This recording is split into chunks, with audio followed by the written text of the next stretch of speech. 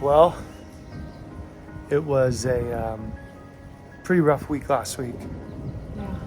And I don't really know how to describe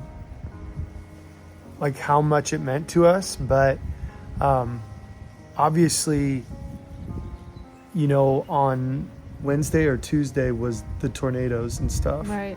that happened out in Tennessee, and we'll talk about that in a second. And obviously Audra has some stuff. Yeah, she's going to share with you. But I don't know if you follow us on Instagram or Facebook or anything, but last week, Thursday morning, we dropped the kids off at school, and I went up and was getting ready upstairs, and I came downstairs, and Darci was crying, and I was like, whoa, what happened? And she said Dave had a heart attack.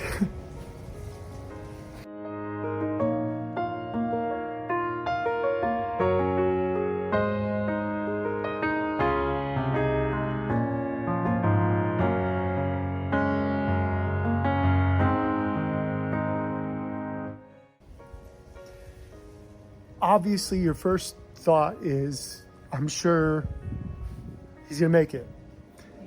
And my first thing was post it. Everybody, please pray. All that thoughts. And we just kind of, I don't know, we just thought, well, let's... It's a heart attack. I mean, people survive from that all the time. Yeah. You know? And then we got a text just a little bit longer from our landlord, because she lives just a few doors down. And just so you know... I was just saying, she's known him for a really long time. Yeah, just so you know, this neighborhood that we live in, there's a few people that live in these houses that they've been here for 20 some years, right? Yeah. Raised their kids together. They're all about the same age and everything. And so she texted us and said he didn't make it. I literally cried all day. I don't think I've been that emotional in years. And I'm And we've only known him a little, probably a year and a half. A year and a half.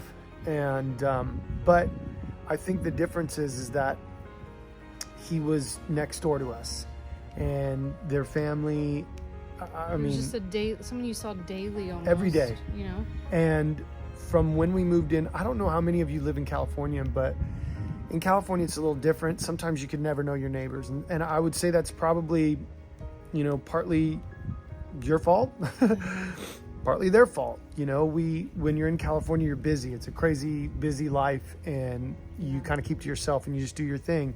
But that was not Dave and Diana and the kids, and he would do anything for you. If you needed something. He became really close with our kids too, Jack. A lot of people don't have patience for Jack.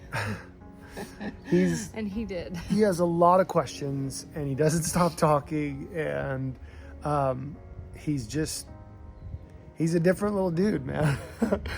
And Dave would talk to him almost every day. Jack would run outside, and here, let me show you. Every day Jack would run outside when Dave would get home from work, and he'd be like, Dave's home. And we would tell him, Jack, give him a second. He just got home from work. He works a hard, long, tiring job, and we're just like, give him a second, buddy. And but the thing is Dave always just... He said, I'll tell him. He goes, yeah. I'll tell him to go home if I'm done. And Dave, he was just like that. He was very real, very, very, some might say a little rough around the edges, but I just said to Leanne the other day, he was the kindest, nicest, best, rough around the edges dude I've ever met. Yeah. And I mean that with everything. What was funny is all the things that I was posting, how we knew him. But to me, I thought, what if we didn't know him? What if he wasn't really like that? And then when they posted the GoFundMe, the family posted, and his, the description of him was exactly how we knew him. Like the family man the guy who would help anyone, made dinner every night, It's just things can be taken so fast. Mm-hmm. And I can't imagine, the two things that hit me the most was obviously, you know, our kids, because that's so close to home, and feeling like, you know, they don't understand. When we told Jack, he just looked and he goes, really? Yeah. So this is Jack's garden right here. And when I say Jack's garden, I mean Jack's garden. We've helped him with some things that he can't do, or that we want to make sure it's like the plants are set in well and all, but he did this with a ton of help from Dave. And yeah, here's his odds and ends and some soil and stuff that he, some of these work, some of them don't, but then he transfers them into the garden. There's some corn, and this right here is the chair that Jack would stand on almost every day. Right there, broken because it, let me see if it works actually. Oof. And there's Dave's garden. It's beautiful, and he was so good at it. It's just heartbreaking. And they were emotional, and you know, Jack, I feel like he doesn't understand always, you know, but he's asking questions still. And so I walked in the other night to put Anne to sleep, and she said that she had drawn a picture of Dave, and she drew this, but then also drew his tombstone. I mean, that's from a 7-year-old, you guys. We haven't had many big losses as far as like family members or really close friends since the kids have been young. I can't remember the last time they went through something like this. So Yeah. they don't totally know how to handle it. And it's not just something that I don't know how to put it. I know plenty of you out there have experienced incredible loss, and ours is just a small, like, Yeah. it's small compared to, you know, many who've lost their own family member. And I can't imagine how the family feels. And, you know, Jack's been on walks with Becca, Dave's daughter, the last few days. Like, he'll go on a walk with her and the dog, and they're doing great. But I couldn't imagine. I don't know if I could handle it. Yeah. If it was me. So, yeah, we would just appreciate if you guys follow us on Instagram, Facebook, whatever. Go see the story, the GoFundMe stuff. And I think the GoFundMe's already been reached. I'm sure you can give if you'd want to, but prayers, thoughts, and any encouragement for the family would just be appreciated. Yeah, for sure. And yeah, there's so much more we could say, but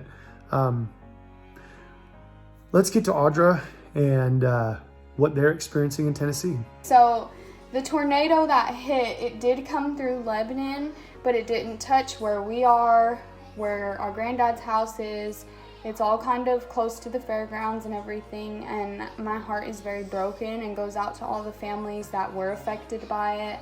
My best friend, she is out of a job right now, so I understand that there's so many things going on due to this tragedy, is what it really is. But we are okay, and I thank God for that. So we got an alert on our phones at 12:40, and we didn't, I mean, you know, we've heard that before, but it was always just a warning, you know. And we went downstairs, and I got the dogs. Alfie pooped on the ground because he was nervous from thunder and lightning, and then we was standing in the hallway, and she pulled up the news to see what was going on. She usually does that to see where tornadoes hitting or whatever. And as soon as she pulled it up, standing in the hallway, the power went out, and we got just enough news for it to say, if you live in Hermitage, you need to take shelter because it's coming your way in 1 to 2. So we went into the laundry room, and I mean, it was like thunder, lightning, sirens, from the tornado alarms were going off, and then all of a sudden, all of that is, that sound just goes away with the sound of the tornado passing pretty much behind it. it was like, it started out like, it sounded like a heavy rain, but it was no rain, it was wind. And then it was like a freight train going through our backyard, like there was a train track in our backyard. And the whole house was kind of like, like shuddering. And it was no longer than 7 to 10 seconds. And Emily and Fenna were sitting on the ground in our 3x3 little space in the laundry room. And I was crouched over them. And it was like, what in the world? And then it passed, and I had them staying there, and I went to the back screen or the slider door, and I put because all the power was out, and I put my phone up to the window to see with the light, and just to see if my backyard was still there. And I'm like, what in the world was that? So we Emily called her dad to see if she could pull up the news, and he was like, yeah, it's going through Mount Juliet right now, and it's going to hit Lebanon. And we didn't have any service, like the body on the phone. We were like, what's going on? And then Emily we went back to bed and woke up with Fenna at about 4 for nursing, and started to see like the damage of like people posting stuff and videos. And then as the week went along, I was going to work. I tried to go to work on Tuesday, but there was no way to get on the highway. But I got into town on Wednesday for work, and I had to navigate around traffic and driving through like North Nashville, Germantown, the whole area by Jefferson is just destroyed. And just going through different areas and seeing, if someone were to ask me how many people do you think lost their lives in this tornado, I would have guessed 500. Yeah. And total in Davidson County in Nashville was 2. Yeah. In Mount Juliet, it was like, I think it's 3 or 4. 3, and then Putnam County got the worst because it hit a trailer park. They had 8 or 19. Yeah. Total 24, I think. And they were still looking. But, I mean, the damage is unreal. And pictures do it justice to some extent. But being in person and seeing just how fragile these homes, like man-made buildings are, and even some of the buildings that have been here for 100 years are just destroyed. Gosh. I'm sure you guys have talked to the bosses in Cookeville, right? Or I saw some comment stuff on Facebook from Chris and stuff like that. But, like Doug's across the street, the house was leveled and somebody passed away in the house just across the street from Doug's. Like, it was so bad.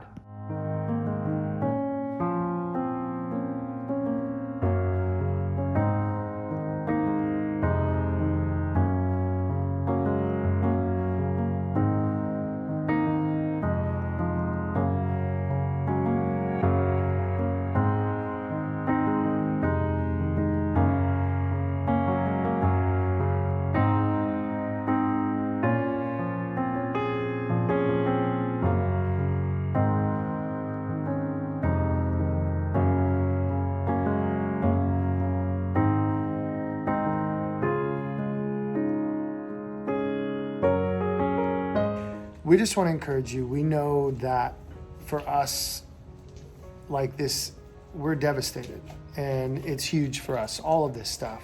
But it's nothing compared to what some are going through. It's nothing compared to what our neighbors are going through. It's nothing compared to what our family's going through in Tennessee. And I'm sure many of you have had loss, have had devastating disasters and all those things. And we just want to encourage you and just say, like, these are the times when you can reach out and help others, love others, care about others, put yourself in their shoes, and just for a moment, let's just work together. Yeah. And be happy and grateful that we woke up an extra day, you know. Go after your dreams. Like, don't take life for granted. Representing Nashville. We love you guys. Live the boss life.